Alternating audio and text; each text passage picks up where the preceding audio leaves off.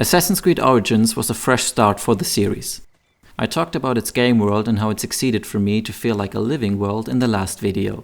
Now I want to cover the gameplay, which massively differs from previous titles, not only improving on it, but going a new direction in many ways.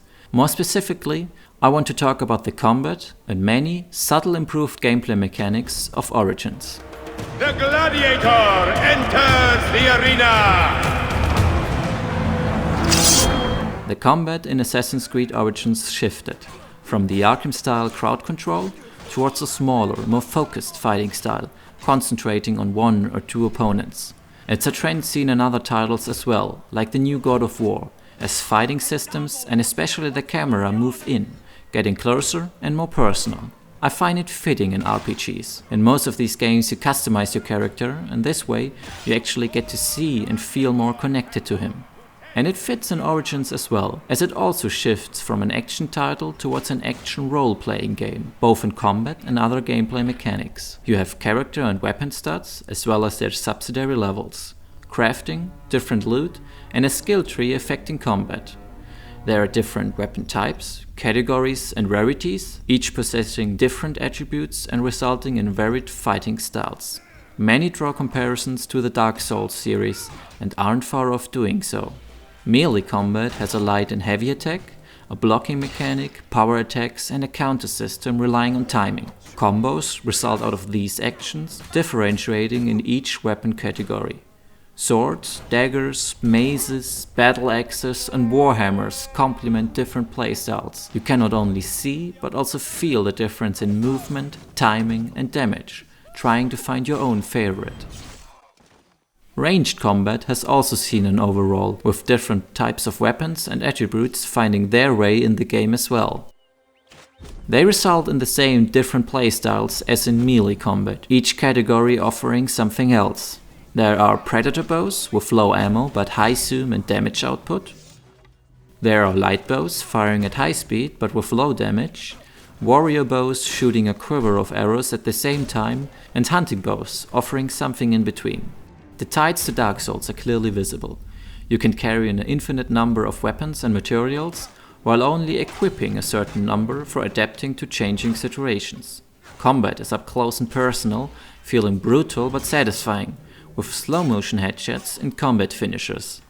Thanks to different styles, Origins also offers a higher diversity of gameplay compared to previous titles, offering a good alternative to stealth, which is still present and working fine. Choice of equipment, weapon stats and skills highly affect gameplay, and overall Origins feels like a much lighter version of Dark Souls. Bayek is moving at a high pace all the time, mistakes are often forgiven, even on nightmare difficulty, and many gameplay mechanics, hidden more often than not, improve the quality of life and accessibility of the game. While your character is not as customizable as in similar video games, and there are no stats for armor and such, the skill tree, loot and crafting are important RPG elements in the game.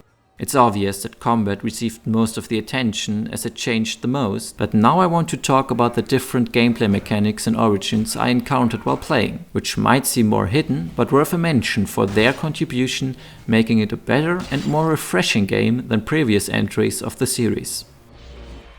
Crafting, while still present, is much more satisfying in this game. That's due to much faster looting and a manageable amount of materials. It also only affects 4 base character stats and is not necessary for anything else. Quests and how they interact have been redone as well. Many side quests can be finished by accident beforehand. You can have found the item asked for or raided the bandit camp beforehand, as they do not spawn only after you have accepted the quest. In addition, the game notifies you about nearby quest goals and areas, even if those you are not tracking. It's something small, but like that, unnecessary backtracking can be easily avoided. Furthermore, I love that every weapon can be upgraded to the player's current level, improving the stats respectively. A favorite weapon can stay useful through the entire game, something so simple but so important for action games. There's a lot of control in playing Bayek, as he can attack from most positions. He moves fast and fluently, and ranged combat can be used at any moment. Driving a boat or riding the horse while flicking out the bow for a quick kill is highly satisfying, because it feels as part of a flow, not interrupting your movement. It's the same with melee combat. While limited in range, of course, in most moments you can block an attack in any direction. Stealth has also seen improvements. While it is much more satisfying due to Bayek's fast movement, the use of gadgets and traps is much faster and easier as well, allowing for different tactics on the go without having to bother with controls and menus. In addition, enemies change their pattern and route more often, making stealth a bit more challenging and unexpected. A guard might be standing on his position for minutes, only to leave his post and catch you dumping his friend in a hay bale. There are a lot of these small details improving the gameplay, many also working as part of the world building, like alarm signals that work regardless who lit them, enemies carrying their dead colleagues away, or boats noticing you in the water and picking you up. The Eagle Sinew, functioning as a minimap without breaking the illusion too much, is another example I talked about in a different video.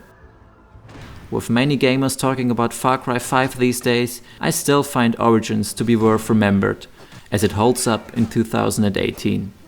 Not only does it offer a beautiful and living game world, but also satisfying, dark soulish gameplay while being not as exclusive and harsh to more casual players. It's just plain fun to raid a bandit camp unnoticed with the Predator Bow and Hidden Blade, using traps, poison and sleeping darts. Or going nuts with different melee weapons, finishing off the rest who is trying to flee on horseback with a barrage of arrows from your lightbow.